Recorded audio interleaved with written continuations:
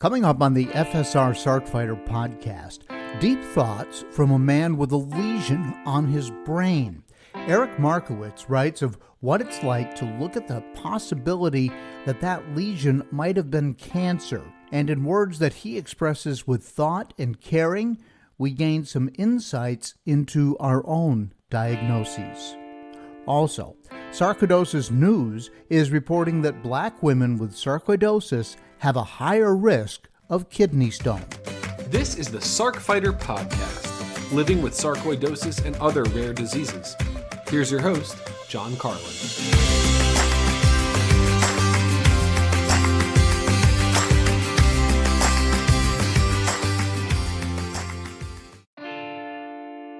Hello and welcome to episode 146 of the FSR Sarc Fighter Podcast. I'm your host, John Carlin. The date of this recording, September 7th, 2025.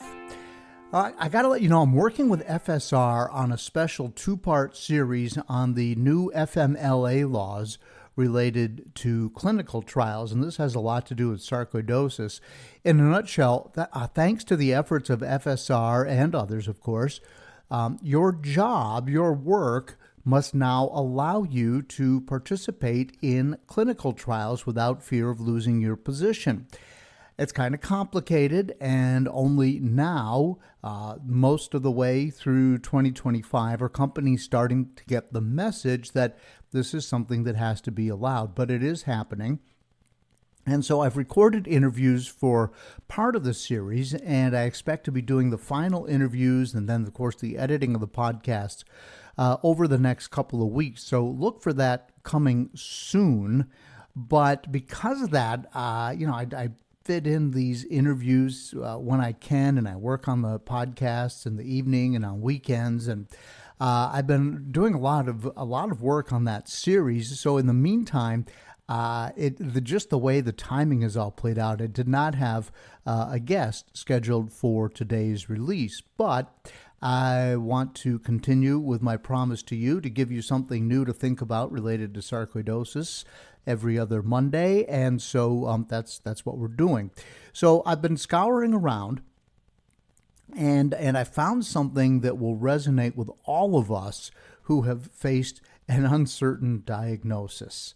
And I have yet to have a guest or meet anybody with sarcoidosis who did not go through some sort of agonizing period of time prior to being told what you have is sarcoidosis, right? So many misdiagnoses and so many questions, and it's not the thing that doctors look for. We've talked about that. That has been a central theme pretty much on every episode of this podcast for honestly more than 5 years now. So that's a very common theme. It's something that we all seem to have in common, and it's something that draws us together. So that painful period of everybody trying to figure out what is wrong with me is something that is a common thread. And I found a lot of that in this profile. And in just a minute, I'll tell you more about the writer who in very eloquent terms describes what his life was like before and after a lesion appeared in his brain, and doctors had no choice but to go in and remove it. And there's a lot of telling stuff in there. And I will just say that for those of you with neurosarcoidosis like me, there's something absolutely in common with this case. Do you remember the meme that we all see very often in the sarcoidosis world? If we're any kind of sarcoidosis-related social media, someone will post this every so often. It's Dr. House from the TV show House, and he's pictured with the quote, "Congratulations, you don't have cancer, you have sarcoidosis," right? Well, and so, yeah, great. It's not cancer.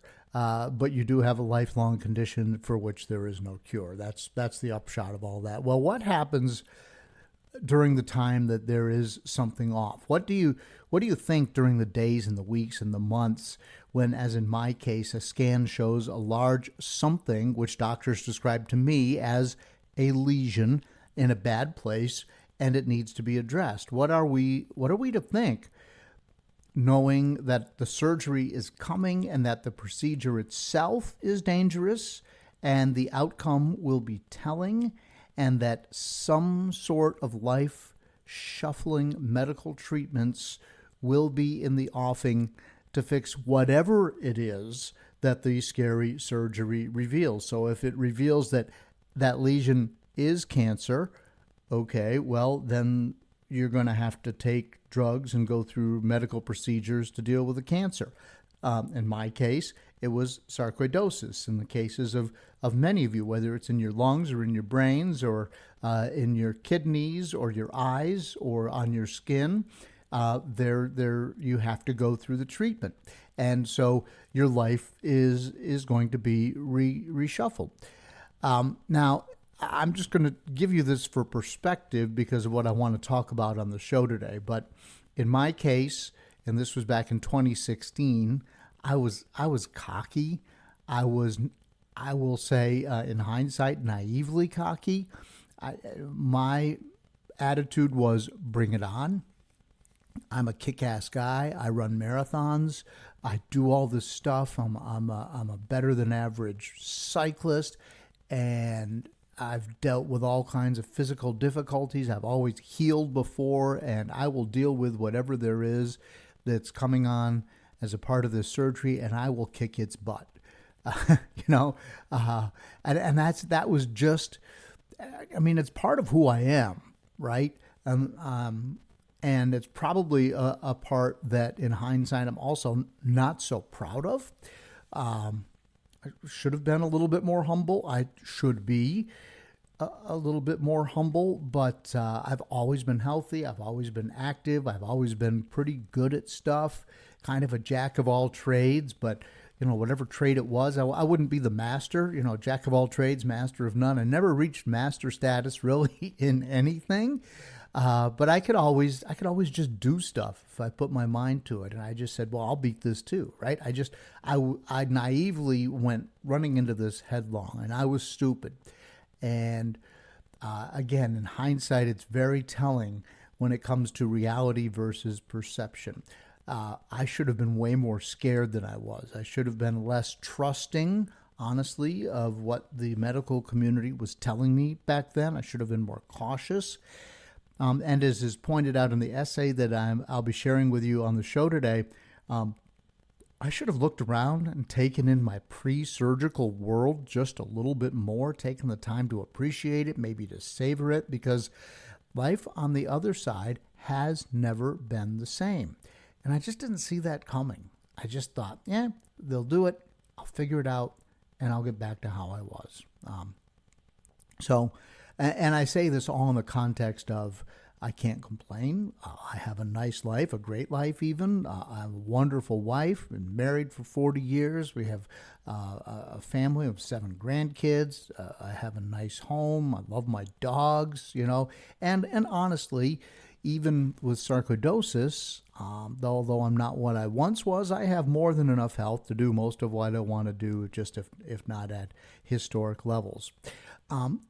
But my damn the torpedoes attitude prior to surgeons opening up the back of my neck to pluck something directly off of my spinal cord as if it was just another small bump in the road, from which I had no doubt that I would quickly recover, is certainly, in hindsight, not the approach that I wish that I had taken. And all of this will come into context for you in just a few minutes. And I don't want to make this about me. The easiest thing for me to do is to use myself as a case study, because I don't mind putting myself out there, and I don't like to ask other people unless they've agreed to come on the show and share their story. But I don't want to bring somebody else on and say, well, how did you feel about that? How did you feel about that? Without going through the process of asking them and so forth. So again, I'm using myself as a case study in the hopes that you will look at it, you will listen, and you will apply that to your own situation or the situation of a loved one or somebody somebody in the community. Food for thought for if you're in a session with other Sarc patients, and you guys are just talking through your situations, maybe this is a perspective that somebody will bring up. So again, just using myself as a case study, and honestly, I don't mind, calling myself stupid. I don't mind saying, wow, I was naive. Wow, I didn't get it. I wouldn't want to say that about somebody else. All right, in the meantime, Sarcoidosis News is reporting on a new study that shows that black women with sarcoidosis get more kidney stones. And this is an article dated August 26th. It's written by Michaela Luciano, Ph.D., who is a medical writer for Bio News. And I'm going to give you some quotes from the study. Black women with sarcoidosis have a risk of developing kidney stones that's nearly twice as high as for people without the disease, according to a U.S. study.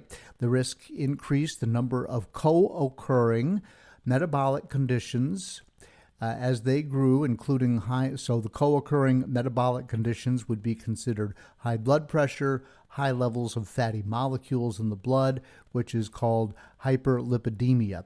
And then the study continues, given that most kidney stones are made up of calcium and another molecule called oxalate, the findings, quote, highlight the importance of monitoring for signs of calcium dysregulation in the management of sarcoidosis, especially among those with co-occurring metabolic conditions, the researchers wrote.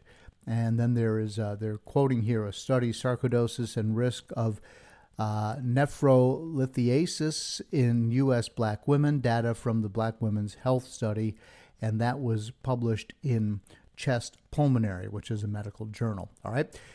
So this study continues that sarcoidosis, as you know, sarcoidosis is an inflammatory disorder where clusters of immune cells known as granulomas form in the body, yada, yada. And while the lungs and lymph nodes are most affected, granulomas can appear in nearly any organ, including the kidneys. And there, granuloma immune cells can produce molecules that increase the levels of the vitamin D hormone, which increases calcium absorption in the kidneys and therefore the risk of kidney stones. The study says, although physiologically connected, the risk of nephrolithiasis, lithiasis, I'm saying that right, in patients with sarcoidosis is uncertain. Now, so they're saying, women have twice as high. Black women have a rate that's twice as high. It is depending upon these other conditions that we've talked about, including the fatty molecules in the blood and high blood pressure. So those other conditions, if they are also there, that also weighs in on the outcome. All right. And then the study says, compared to women without sarcoidosis, those with it tended to be older and to have higher rates of obesity, hypertension, hyperlipidemia, and type 2 diabetes. They were also more likely to report using calcium or vitamin D supplements and medications to manage hypertension, such as diuretics. The researchers found that 3.9% of women with sarcoidosis reported a history of kidney stones, compared with 1.9% of those without the condition. This rate was even higher among those diagnosed with sarcoidosis at the start of the study, 4.8%. After adjusting, however, for potential influencing factors including age, education, and supplement use, they found that women with sarcoidosis had a nearly twofold higher risk of kidney stones than those without it. Now, and again, this is me talking here. So they're finding that, black women in the study had nearly double the risk for kidney stones if they also had sarcoidosis. And reading through the study, what I haven't found is this whole issue of causation versus correlation. In other words, they're not saying that sarcoidosis causes the kidney stones. What they're saying is they see a correlation, and people who have sarcoidosis are also more likely to have kidney stones, but is it because of other things that we do because we have sarcoidosis? Or is it because of other ways we live our life and that maybe cause the sarcoidosis? So causation would be Yeah, guess what? We have found a link, and some kind of molecule that comes off of your body in these situations jumps in and makes kidney stones. That would be causation, right? Whereas correlation just says statistically we're finding that this happens. And what I think I'm seeing here is correlation, not causation.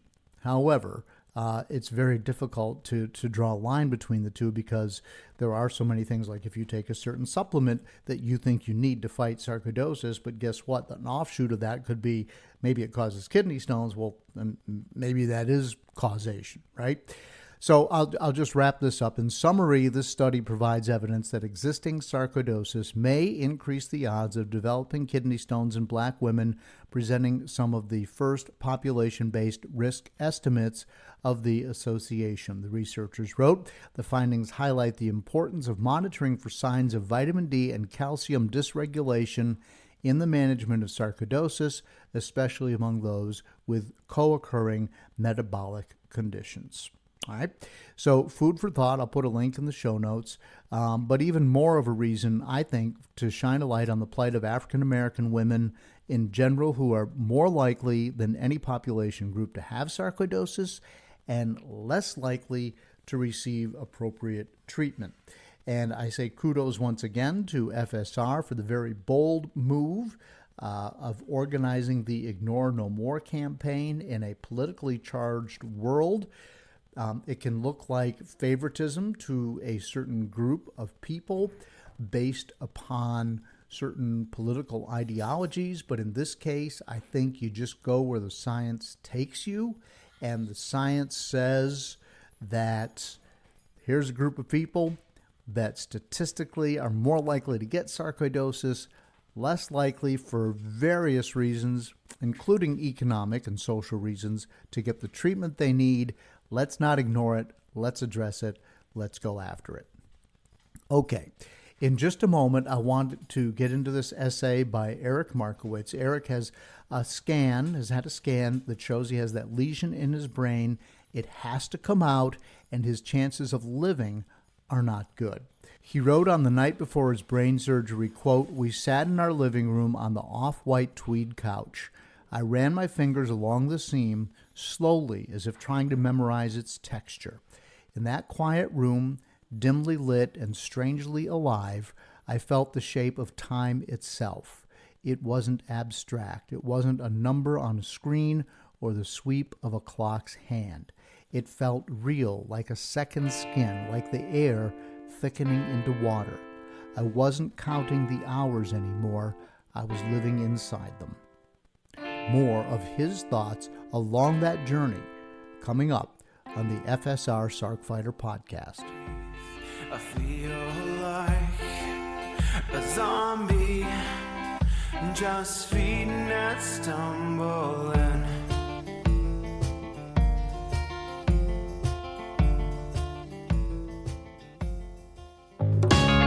Hi, I hope you're enjoying the Sarc Fighter Podcast. You may be wondering, what can I do to help? How can I be a part of the sarcoidosis solution? It's simple. Make a donation to KISS, Kick In to Stop Sarcoidosis. 100% of the money goes to the Foundation for Sarcoidosis Research. Look for a link in the show notes of the Sarc Fighter Podcast. By the way, you know that I've been running that same public service announcement about contributing to FSR through the KISS campaign for 5 years now, ever since I started doing this podcast. And occasionally I will get a note that someone did make a contribution. And I just want to thank anybody that has taken the time to do that. It's so rewarding. But I also know from wearing my marketing hat that the spot has been played so many times and it sounds the same. You probably just tune it out. It's like background noise. It's like a billboard you've driven by 100 times. You don't notice it anymore. You don't hear the message.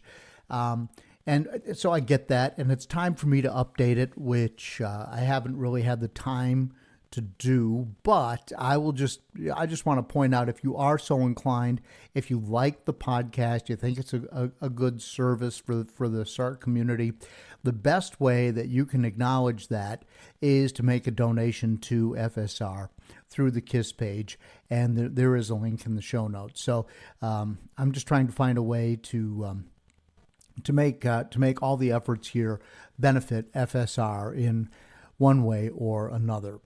Now, here's the subject at hand. I subscribe to a free email from something called The Big Think, and they provide me with literally food for thought a few times a week, big thinkers on all kinds of topics that make you examine the world in a new light. And I don't always read it. I don't always have the time to think, I think I'll rethink the world today. But on the days that I do, I usually find it enlightening.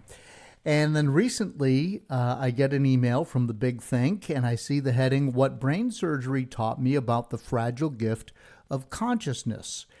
So I dove in thinking, well, maybe that's close to what I experienced. I didn't have brain surgery, but it was at the very top of my spinal cord, so pretty close. Let's see how this guy handled it. And now, for the record, the guy's name is Eric, and I want to be careful.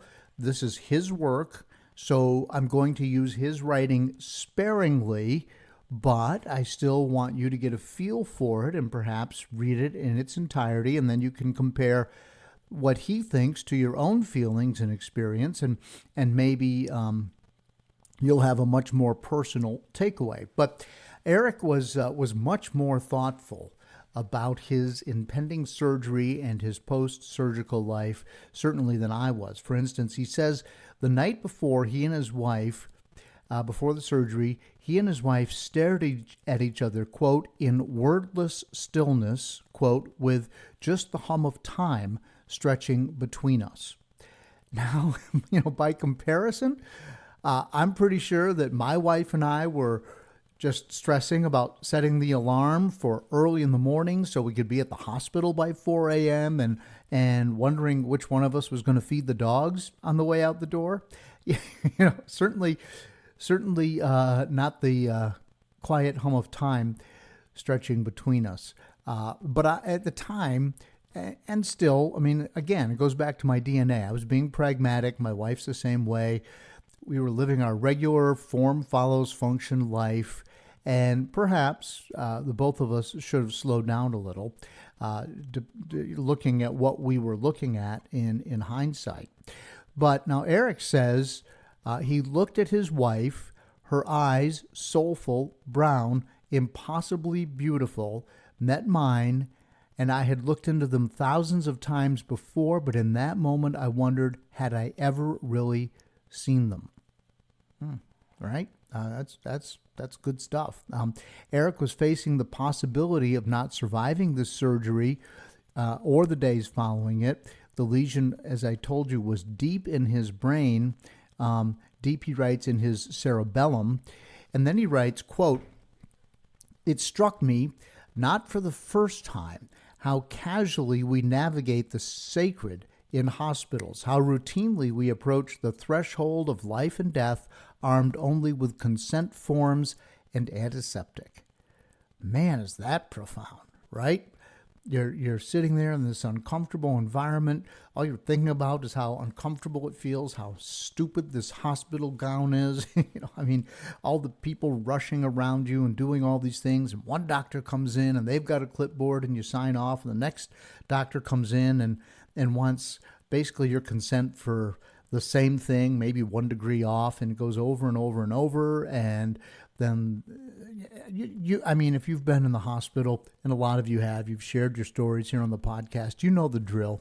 And we're dealing with this very serious situation, but everybody just has to get the legal stuff right. Granted, sometimes it's more important than the legal stuff. Like my wife had surgery on her knee, and the doctor came in and put an X on the knee that he was doing the surgery on to make sure he did the right knee. Okay, so that's kind of the pragmatic approach. But here we're dealing with something much deeper. And yet in those final moments, it just gets reduced down to Let's make sure that you signed off on everything, and let's make sure you don't get an infection when it's over. And I can tell you that infection rates in hospitals are astronomically high. So the fact that Eric refers to consent forms and antiseptics, I think is spot on.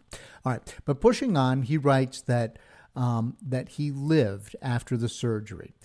He reports that it was an abscess from an infection in his brain, not caused by the surgery, by the way. That was what caused the abscess, which caused him to be there to begin with.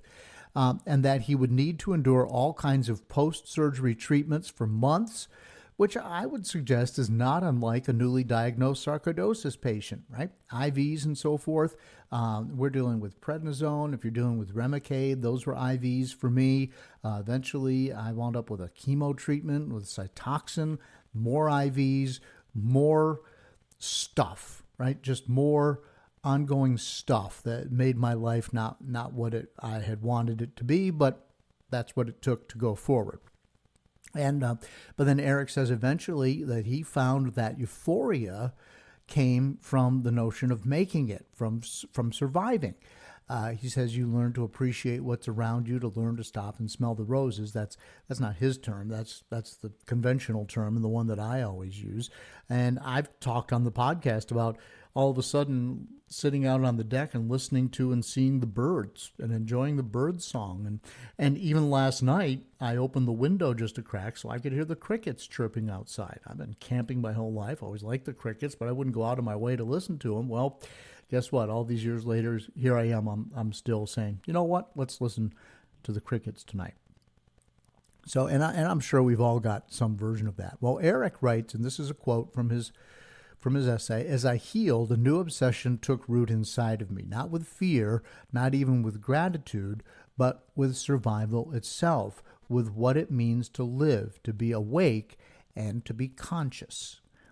And from there, his essay touches on the theme of consciousness pretty much throughout, of being present, of understanding the meaning of life, of seeing everyday things for the miracle that they are.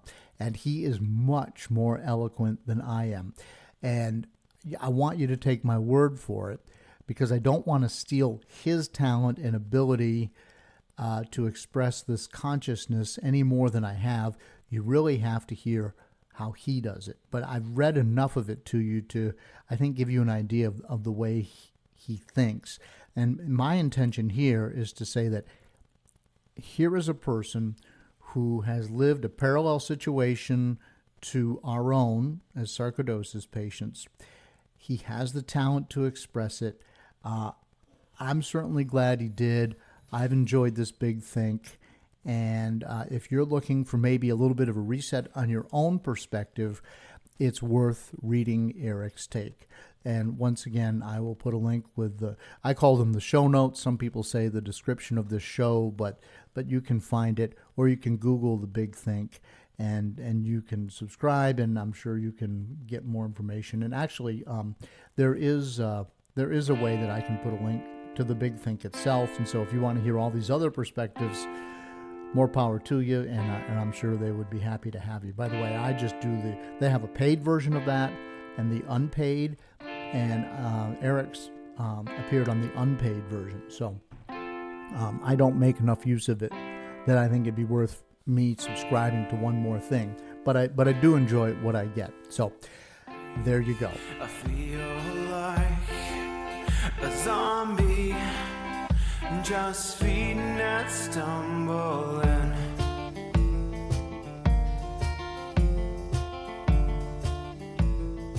All right, it's a good time to contact me if you'd like to share your story on the podcast. carlinagency@gmail.com is the best way to get me. The official Sarc Fighter song is called Zombie by Mark Steyer, who plays in a band called the White Hot Lizards in Alberta, Canada. I release this podcast every other Monday. As I'm speaking today, my trusty dogs Dougal and Shandy have actually been in and out of the office But again, Mary has come home from her yoga class, and so they've decided to abscond, and they are downstairs with her. On the other hand, she's cooking pizza, and I think they smell it. The backstory to the founding for the Foundation for Sarcoidosis Research is episode 11 with Andrea and Redding Wilson. Please follow Sarc Fighter on social media, on Facebook and Instagram, even on Peloton, and my cycling blog, Carlin the Cyclist, has a section called Cycling with Sarcoidosis. Also, if you're new here and you're trying to figure out what Sarc is, the most listened to episode ever is episode 2 with Dr. Simon Hart, and my story is episode 1. Once again, please send me an email and send me your thoughts on the show. It's in the show notes, carlinagency@gmail.com. Till next time, keep fighting. Learn to suffer, you feel pain someday. Learn endurance, your strength will fade away. Dead man walking, trying to keep up the pace. Dead man walking.